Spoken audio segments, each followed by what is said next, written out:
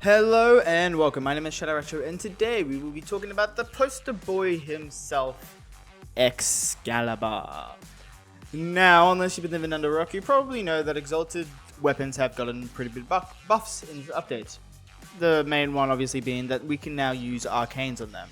But in addition to that, melee Exalted have also got a pretty big buff because really good mods that were allowed on normal melee weapons weren't allowed on them for a very long time, such as Blood Rush and Reaper Maroons. This, plus not being able to use arcanes, really held them back for a very long time. And now that we can use all this stuff on our Exalted weapons, they can actually be used quite effectively. And obviously that makes us relook at some of our old past Warframes that kind of have fallen through the ranks and we don't really care about anymore because who had Exalted weapons like Excalibur. Excalibur is a Warframe that a lot of people probably overlook, but he's actually really powerful, even before this update, and it's mainly because of his third ability's Augment, which obviously we'll cover once we go over to his kit. But anyway, let's get into it.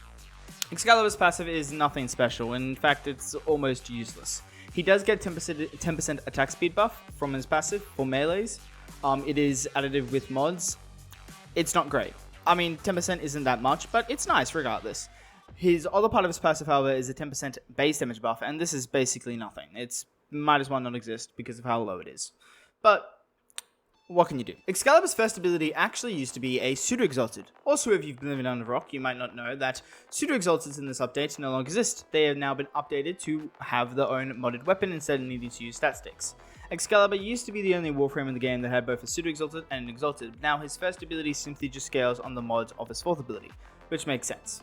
How does this first ability actually work? Well, casting his first ability will have him launch forward an enemy, dealing damage to them, and then he will then continuously chain between enemies, each striking them one time, force proccing the slash status effect, and also making them immune to damage while the ability is being casted. And this ability does stack with the mods on his actual Exalted weapon, so it can actually do quite a lot of damage if modded right. As I said, when the ability is being casted, Excalibur does have iframes. Originally it only gave him iframes to his health, but at some point this got changed to health and shields. That might have actually been in this update, I'm not sure when that actually happened. The augment for this ability makes it so that allies that are hit with this ability will have 4 debuffs on them removed, and also have 70% of their shields restored, which is a bit nice, I suppose. Excalibur's second ability is called Radial Blind. It will blind all enemies in a full 360 degrees radius around them.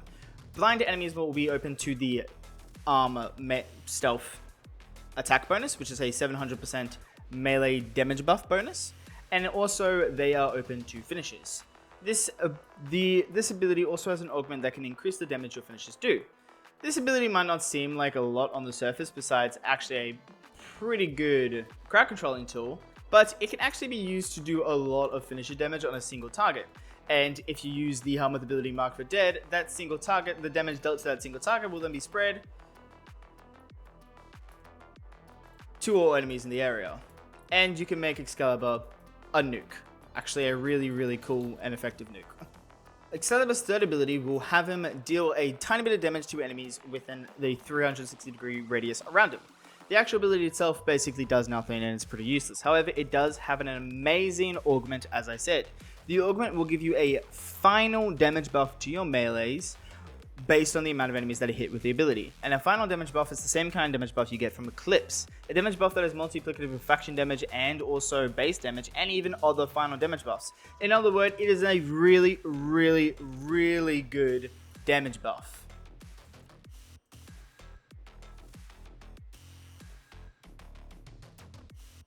Like really good damage buff.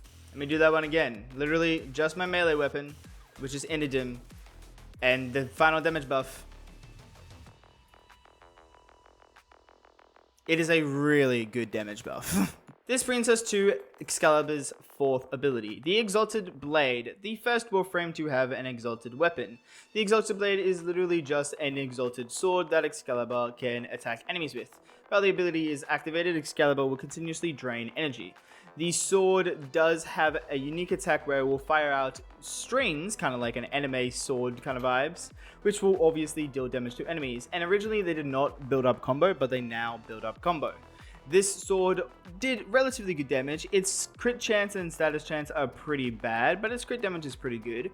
But thanks to its own augment and the fact that it can now use melee arcanes, this sword does a stupid amount of damage. So what's the augment for this ability and why does it make it so damn good? Well, the augment for this ability not only increases its status chance by 300%, meaning its status chance ends up to being about a little over 100% with no other mods, but it will also change its base damage types, which is IPS, to one of the 4 primary elemental damage types based on your mission color. So you can switch your mission color to blue and have your weapon do entirely electricity damage, which obviously works particularly well with a certain melee arcane called Melee Influence. So in a nutshell, we now have a Warframe that can give himself a massive final damage buff to melee weapons, a weapon that does entirely electricity damage plus whatever you mod onto it, that can use melee influence. Yeah. So let's go over the build. Well, you already basically were told what the build does. I am using the Helminth ability Wrathful Vance. The base crit chance of the weapon is actually really low. It is only 15%. So Wrathful Vance is obviously a really good Helminth ability when it comes to it, because it makes it so we don't have to mod for any crit chance mods on our actual melee, which frees up some mod slots. Yes, Exalted weapons can use Blood Rush now, but obviously even with Blood Rush, a weapon with 15% crit chance is still not going to do that much. We are going to get rid of our first ability, Wrathful Vance, but you could get rid of the second ability if you want, as we're not really using it that much. The first ability can be useful for survivability because it will give you iframes, and also it can probably pump out quite a lot of damage as well with the setup. Also, the second ability is also useful, however, for survivability, as will blind enemies, giving you that extra level crowd control, and also will give you that 700% melee damage buff in the form of the stealth damage buff, which can also be good. So either the first and second ability can be pretty good for the build. It's up to you which one you want to get rid of. Just make sure you're keeping the Exalted for obvious reasons, and obviously you want to keep the third ability because we will be using the third ability's augment to give us that massive final damage buff to our melee. And we are using the obviously using the augment for the fourth ability as well for the status chance buff for it, and obviously so we can make its base damage type electricity, so we don't have to mod for electricity on the actual weapon itself. Let's actually talk about the build. So first of all, I am running a lot of Archon Shards on my Excalibur. I'm pretty sure most of this are due to other builds I have on Excalibur, but the two which I would recommend for this build are two Tower Forge ability duration shards. This is because Wrathful Vance has a pretty low base duration, so any buffs to duration can be pretty good. I do have casting speeds on it. I can't remember if this is because Excalibur's abilities are kind of slow to cast, or if it's simply because of a Nulla setup I have on Excalibur. Excalibur is actually quite a versatile frame, so I have a few different setups on him. So I would say play Excalibur. If you think it needs casting speed, go for it. And the fifth shard I have is a maximum MG on field on spawn. This is just a thing that I like to do, so I don't have to pop an energy pad each time I start a mission. This way, I just have enough energy at the very start of the mission to set up my damage rotation. Entirely unnecessary, not needed whatsoever. It is just a personal thing that I like to do. So the Excalibur build, I do run Steel Charger, not because of the actual damage buff it gives for melees, but simply for the extra mod capacity. And also because I didn't want to form his aura slot. We have Royal Rest. If you're using Excalibur Umbra, you need this mod because Excalibur Umbra's passive is terrible. It is anti-synergistic, and going in and out of your operator will make it so you will turn off all your abilities, including his own abilities, which is really annoying. Plus, the augment does give you additional 15% power strength, which is pretty helpful. If you don't run Excalibur Umbra, then obviously you don't need this augment because it's not an issue, and you can just run normal Excalibur, which is honestly better than Excalibur Umbra in a few reasons. Or you have Excalibur Prime, in which case, good for you, and you have the best version of Excalibur, so awesome. For the Arcanes, this is a health tank setup. This is a health tank setup. I originally wanted to do a shield tank setup, but I didn't have the mods slots for it. So for the mods I needed for it, so I went for health tank instead. We are using Arcane Blessing for our health, which will give us a 1,570 health with max stacks. And we're also running Arcane Reaper. Arcane Reaper will not only give us health regen simply by killing enemies with a melee weapon, but it will also give us armor. At max rank, we would actually get 660 armor plus 24 health regen per second, which is actually pretty good. So we get health and armor from this, increase in our EHP and our healing, which is pretty helpful in that. This is obviously our main source of healing with the setup, but if you found that this healing isn't necessarily good enough, then I would recommend probably also pairing with something like Magnus Elevate or Magnus Repair to give you some extra healing from your operator when you need it. We are running adaptation for the extra damage reduction, of course, pretty standard on any tank setup. Equilibrium is pretty much 100% needed. You'll notice I'm not using energize. If you're not energize, equilibrium is our source of energy here, and since our fourth ability does drain energy over time, we definitely need equilibrium, which allows us to not have to use energize as well. So equilibrium is must have, and primed flow for the extra energy is also really useful. Then we have both augments right here. Then Umbra Intensifier and Blind Rage for our power strength for Raffle Advance. We don't need the full 300% for Raffle Advance because we are using both Galvanized Steel and Gladiator Might. Actually, I think it's just Galvanized Steel on our melee weapon, which will increase the crit chance a bit, and with around 250 crit chance from Rough Advance, which is what we have, plus the crit chance we actually get from our mods, we end up getting not 300% crit chance, so it's not 100% red crits, but like something like 90% red crits or something like that, so it's pretty good. And then obviously prime continuity for the duration of your first ability, which is Raffle Advance in this case on me, the duration of your augment for your first, which also has a relatively low duration, which is also why Archon Shards is pretty helpful, and also to increase the energy economy of your Exalted Blade. So the Exalted Blade build. Exalted Blade or Exalted stances now give you extra mod capacity, which is awesome. That's another really huge buff for Exalted weapons. We're obviously running melee influence, which is kind of the whole crux of the setup. Condition Overload for our base damage, Galvanized Steel, not just for the crit chance, but also for the extra crit damage, which is awesome. And Organ Shatter, I was right, I'm not running Gladiator Might. Organ Shatter for the extra crit damage. If you wanted more crit chance, you would do Gladiator Might, but Gladiator Might would give you less crit damage, and crit damage is better than crit chance. Do not get fooled by that. Berserker Fury is for the attack speed. With Berserker Fury plus Excalibur's passive, we will be getting 80% attack speed, which is pretty good, which is why I didn't find it necessary to mod for Arcane Strike. Then we also have Primed Smite Orokin. You 100% need a faction mod on this setup. Faction damage triple dips with melee influence. That means it applies once, then it applies a second time, and then it applies a third time, all multiplicative with each other. So faction damage is a gigantic damage buff with melee influence setups, and not running faction damage is a massive debuff to your DPS. You need faction damage when it comes to melee influence builds. Reaper Runes obviously for the status chance, and we have Vigilant Scourge and Volcanic Edge. Yes, we are running a gas setup. I decided to go for gas because gas, like electricity, is another AoE damage over time. And the only other one besides these two is Blast. And Blast is really good with melee influence, but normally with weapons that can apply status effects really, really quickly because of the way Blast works. While this weapon works really good with applying status effects for gas and electric, it doesn't apply status effects as fast as you would want for a Blast setup. So Blast isn't going to work as well as it.